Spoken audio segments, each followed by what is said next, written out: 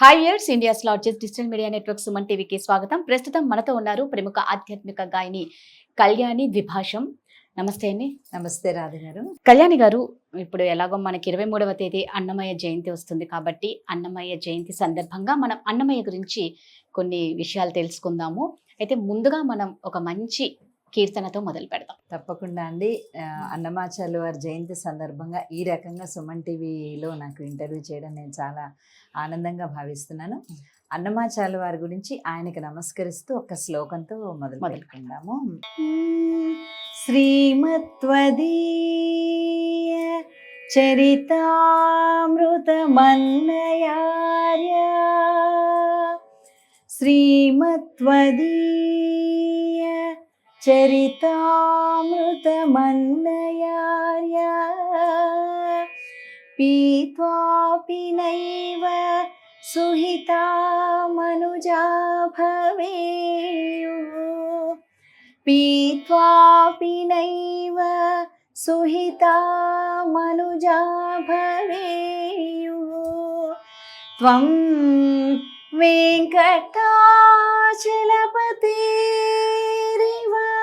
భక్తి సారం శ్రీ తాళపాక గురుదేవ నమో నమస్తే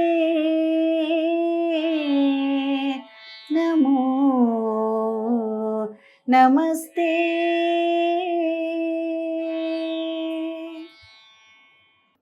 చాలా అద్భుతంగా పాడారు. ఒక్కసారిగా ఏదో తిరుమలలో నిజంగా ఉంటున్న ఫీల్ వచ్చిందనమాట. చాలా చక్కగా పాడారు. ధన్యవాదాలు.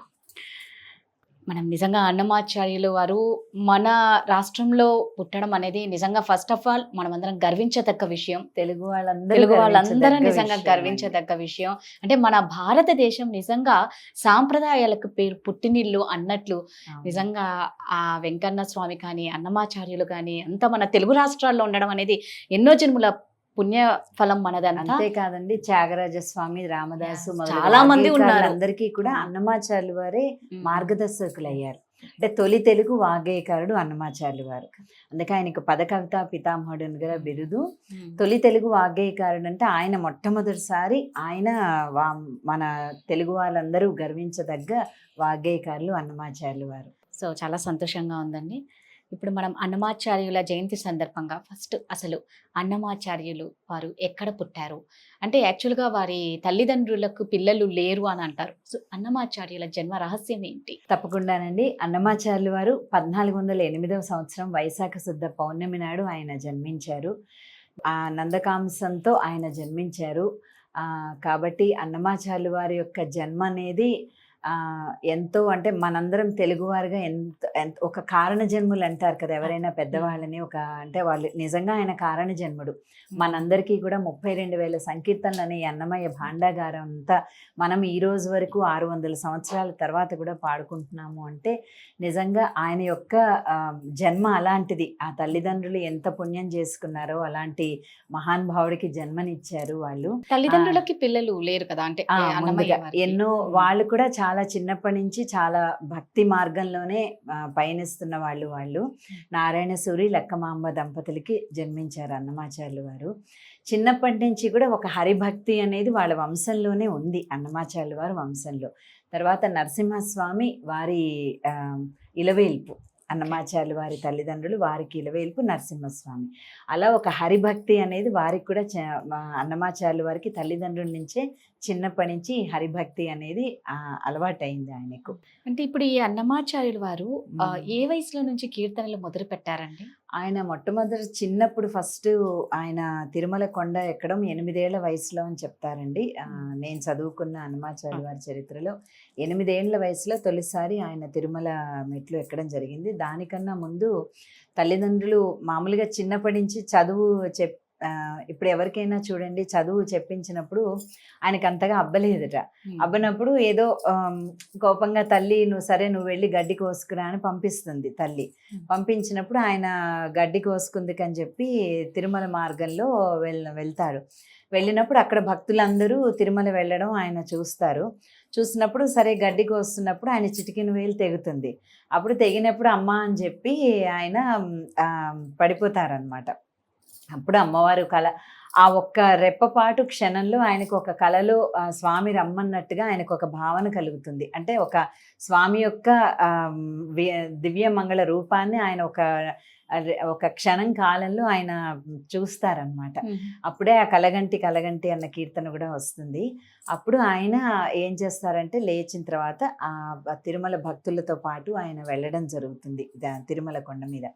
అప్పుడు వెళ్ళినప్పుడు వెళ్ళే దారిలోనే భక్తులందరూ కూడా గబగబా వెళ్ళిపోతారు. ఆయన చిన్నపిల్లవాడు కదా, ఎక్కలేకపోయినప్పుడు మధ్యలోనే ఆగిపోతారు. మధ్యలో మోకాళ్ళ పర్వతం దగ్గర ఆగిపోయినప్పుడు ఎందుకు నాకు దర్శనం అవ్వట్లేదు, నేను ఎందుకు ఎక్కలేకపోతున్నానని కూర్చుంటాడనమాట.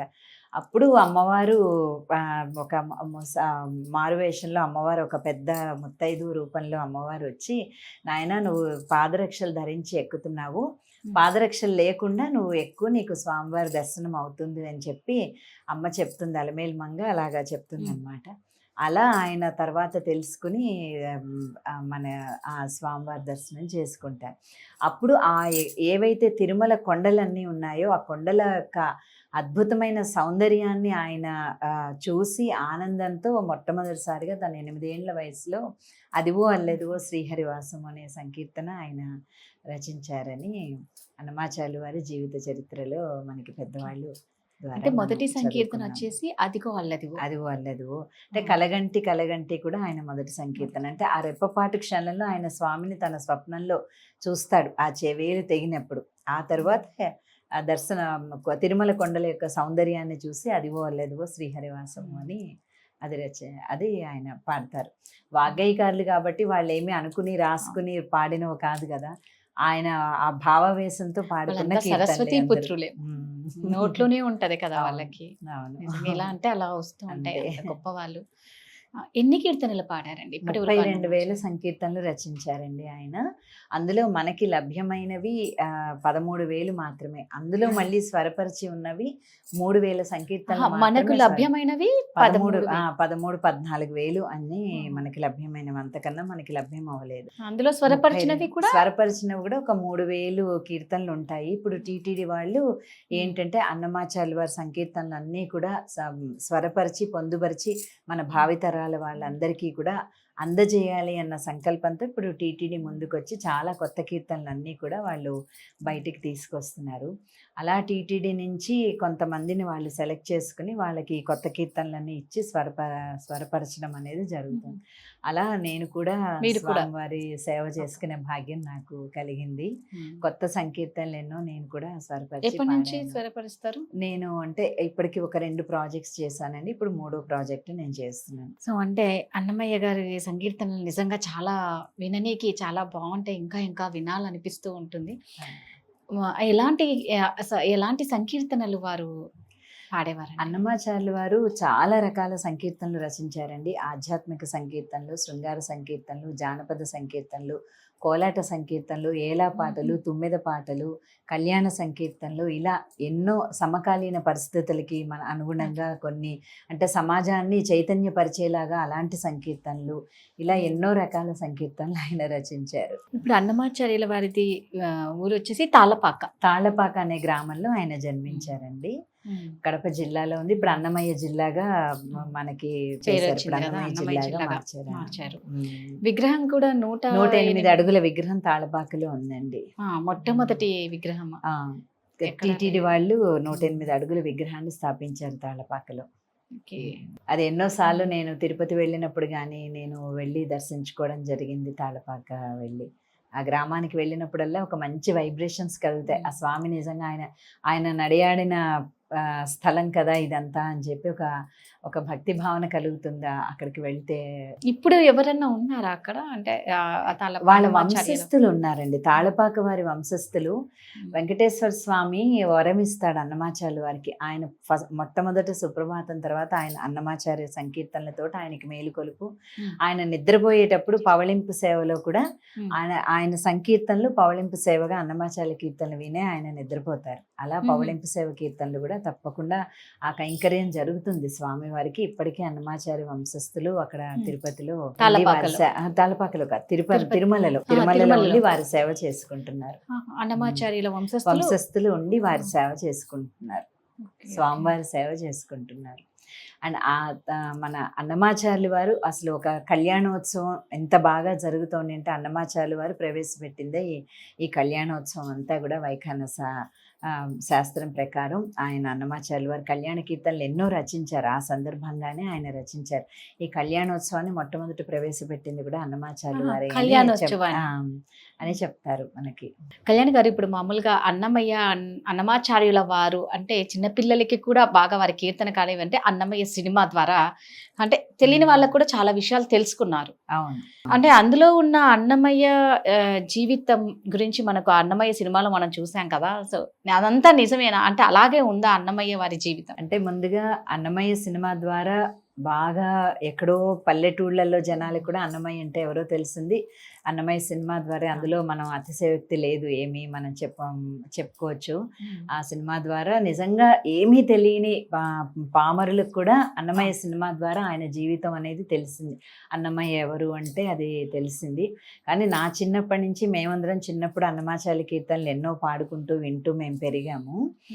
కానీ సినిమాల్లో చూపించింది ఒక 60% వరకు కరెక్టే, కానీ ఒక 40% అందరికీ అంటే ఒక సినిమాటిక్గా కొంత జనాలకి అర్థం కావడం కోసం అనుకోవచ్చు, లేకపోతే కొంత సినిమాలో కొంత రక్తి ముక్తి రెండు కలిపి మనం జోడిస్తే తప్ప జనాలకి ఆకట్టుకునేలా ఉండదు. కాబట్టి కొంచెం జోడించి కొన్ని లేని ఉన్నాయి.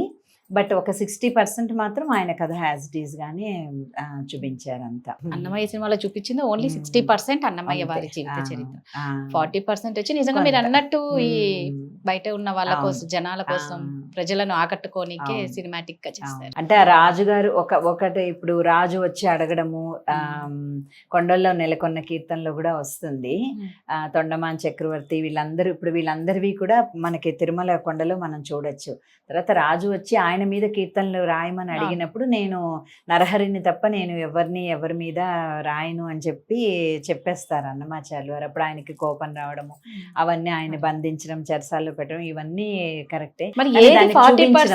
చూపించడం అదంతా పిక్చరైజేషన్ అంతా అలాగ ఉండదు. అది అట్లా మనకి జనాన్ని ఆకట్టుకోవడం కోసం మాత్రమే అలా చూపించారు తప్ప తర్వాత ఆయన స్వప్నంలో కనిపించి రాజుగారికి వెంకటేశ్వర స్వామి చెప్పడము, తర్వాత ఆయన తప్ప ఆయన తెలుసుకుని మళ్ళీ అన్నమాచార్యులు అని విడిపించి క్షమించమని వేడుకోవడం, ఇవన్నీ కూడా జరిగిన కథే. ఇప్పుడు ఈ తాళ్ళపాకలో అన్నమాచార్యుల వారి జన్మస్థలం తాళ్ళపాక కాబట్టి అంటే తాళ్ళపాకలో చూడవలసిన ప్రత్యేకత ఏది అంటే వారి ఇల్లు ఇంకా ఉందండి. అన్నమాచార్యుల వారు నివసించిన ఇల్లు ఉంది. తర్వాత ఈ 108 అడుగుల విగ్రహాన్ని మన టీటీడీ వారు తిరుమల తిరుపతి దేవస్థానం వాళ్ళు నిర్మించారు అక్కడ. అది చూడదగ్గ ప్రదేశం, తప్పకుండా అది ప్రతి ఒక్కళ్ళు చూడదగ్గ ప్రదేశం. ఇప్పుడు ఈ కీర్తనలు అన్నమాచార్యుల వారి అక్కడ ఉత్సవాలు కూడా జరుగుతాయండి. ఈ జయంతి ఉత్సవాలు అనేవి టీటీడీ వాళ్ళు చేసినప్పుడు ఆ తాళపాకలో కూడా కంపల్సరీ ప్రతి ఏడాది వర్ధంతోత్సవాలు, జయంతోత్సవాలు టీటీడీ జరుపుతుంది. చేస్తున్నారు ఇప్పటికీ చేస్తున్నారు. తాళపాకలో ఆ ప్లేస్ లోనే చేస్తారు. ఇప్పుడు మామూలుగా ఇప్పుడు అన్నమాచార్యుల వారు కొన్ని వేల కీర్తనలు రచించారు కదా, ఇప్పుడు అదే వాళ్ళ వంశంలో అన్నమాచార్యుల తర్వాత ఎవరన్నా రచించిన వాళ్ళు ఉన్నారా? పెద్ద తిరుమలాచార్యుల వారు చాలా కీర్తనలు రాశారండి. అన్నమాచార్యులు అంటే వారి కుమారుడు పెద్ద తిరుమలాచార్యులు, ఆయన రాసిన కీర్తనలు కూడా చాలా ఉన్నాయి. మరి అన్నమాచార్యుల వారి కుమారుడు రచించిన ఒక కీర్తన మాకు వినిపిస్తారా? తప్పకుండానండి. అన్నమాచార్యుల వారి కుమారుడు పెద్ద తిరుమలాచార్యులని ఆయన కూడా చాలా కీర్తనలు రచించారు. వాటిలో అప్పని వరప్రసాది అన్నమయ్య, హరి అవతారం ఇతడు, శరణంటి మాతను, తర్వాత దినము ద్వాదశి నేడు అని అన్నమాచార్యులు వారు సిద్ధి పొందిన రోజు ఆయన దినము ద్వాదశి నాడు ఆయన సిద్ధి పొందారు. ఆ రోజు ఈ ప్రతి ఏడాది కూడా ఆయన ఆబ్దికం రోజు ఈ కీర్తన పాడుకుంటారు అని చెప్పి అన్నమాచార్యులు వారి వర్ధంతి నాడు కూడా తిరుమల తిరుపతి దేవస్థానంలో గాయకులందరూ కూడా ఈ వర్ధంతి ఉత్సవాల్లో ఈ కీర్తన తప్పకుండా పాడతారు. అదొక పల్లవి పాడి వినిపిస్తాను మీకు.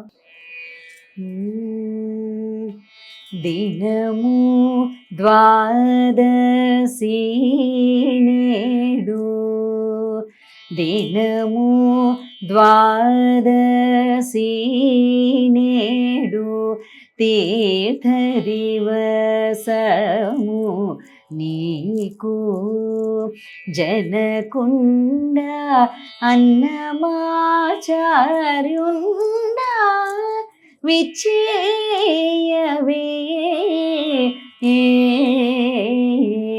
దినము ద్వాదశి నేడు.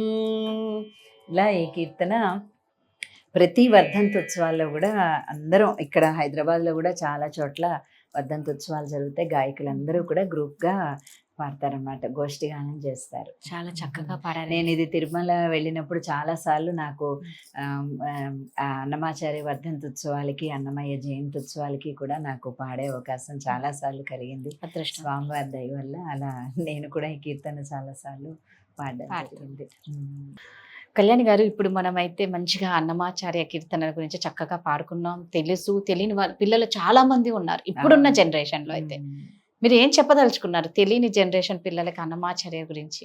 అంటే ఇప్పుడు జనరేషన్లో ఇప్పుడు యంగ్ పేరెంట్స్ కూడా యాక్చువల్గా తెలుగు భాష అంతగా రాదు. అందువల్ల ఏమవుతుందంటే మనకి ఎంతో మంది వాగ్గేయకారులు ఉన్నారండి. అంటే ఒక మానవ జన్మకి సరిపోతుందా అండి 32,000 సంకీర్తనలు రాయడం అనేది? నిజంగా ఒక మానవ జన్మకి సరిపోతుందా? సాధ్యం కాదు. రోజుకు ఒక కీర్తన చొప్పున రాసుకుంటూ వెళ్ళినా కూడా 32,000 సంకీర్తనలు రాయడం అనేది ఎంత ఆయన అలాంటి మహానుభావుడి గురించి మనం తెలుసుకుని మన పిల్లలకి, భావితరాల వాళ్ళకి చెప్పాల్సిన బాధ్యత తప్పనిసరిగా ఉంది. తర్వాత మన వాగ్గేయకారులు త్యాగరాజస్వామి, రామదాసు, అన్నమయ్య ఇలాంటి వాగ్గేయకారులందరి జీవిత విశేషాలని పిల్లలకి, చదువుకునే పిల్లలకి తెలుగు పుస్తకాల్లో పాఠ్యాంశంగా చేర్చి అది గవర్నమెంట్ నుంచి ముద్రణ రావాలి. తెలుగు భాషలో వీళ్ళ జీవిత విశేషాలన్నీ కూడా పిల్లలకి తెలిసేలాగా చిన్నప్పటి నుంచి స్కూలింగ్లో ఒక పాఠ్యాంశంలో భాగంగా వీళ్ళ జీవిత విశేషాలను కనుక పొందుపరిస్తే తప్పకుండా మన భావితరాల వారికి చిన్నప్పుడు వాళ్ళు తెలుసుకుంటారు కదా. అన్నమాచార్యుల వారి గురించి కాదు, త్యాగరాజస్వామి, రామదాసు, ఇంకా ఎంతోమంది వాగ్గేయకారులు ఉన్నారు. సంగీత త్రిమూర్తులైన శ్యామశాస్త్రి, వీళ్ళందరికీ కూడా నిజంగా భగవత్ సాక్షాత్కారం పొందిన వాళ్ళే వాళ్ళందరూ. వాళ్ళకేమి ఇప్పుడు మనకి ఏదో ఆశించి వాళ్ళెవరూ పాడలేదు. అందరూ వాగ్గేయకారులకి కూడా భగవత్ సాక్షాత్కారం మన అన్నమాచార్యుల వారిని తీసుకుంటే నిజంగా వెంకటేశ్వర స్వామి ఆయనకి దర్శనం ఇచ్చాడు. మరి త్యాగరాజ స్వామి వారు 100 కోట్ల సార్లు ఆయన రామనామ జపం చేస్తే రాములు వారు సీతా లక్ష్మణ హనుమంత సమేతంగా ఆయనకి దర్శనం ఇచ్చారు. అలాగే శ్యామశాస్త్రి వారికి కామాక్షి అమ్మవారి దర్శనం అవుతుంది. ఇలా ప్రతి వాగ్గేయకారులకి కూడా భగవత్ సాక్షాత్కారం వాళ్ళు పొందారు. కాబట్టి ఇంత మహిమ గల వాగ్గేయకారుల గురించి మన పిల్లలందరికీ మనం తప్పనిసరిగా తెలియచెప్పాల్సిన బాధ్యతగా మన మీద ఉంది. కాబట్టి పుస్తకాల్లో కూడా పాఠ్యాంశంగా చేరిస్తే బాగుంటుందని నా ఉద్దేశం. మంచి ఉద్దేశం అండి. నిజం, ఇదైతే ఖచ్చితంగా అండి పిల్లలకి అందరికీ తెలియాలి. మనం చాలా గర్వించదగ్గ విషయం ఇదంతాను. సో మీరు చాలా చక్కగా చెప్పారు అన్నమాచార్యుల గురించి. నాకు కూడా చాలా సంతోషంగా ఉంది. ముగించే ముందు ఒక మంచి కీర్తనతో మనం ముగించేద్దాం. ధన్యవాదాలండి. తప్పకుండా అంటే అన్నమాచార్యుల వారు రాసిన సంకీర్తనల్లో ఎన్నో ఉన్నాయండి.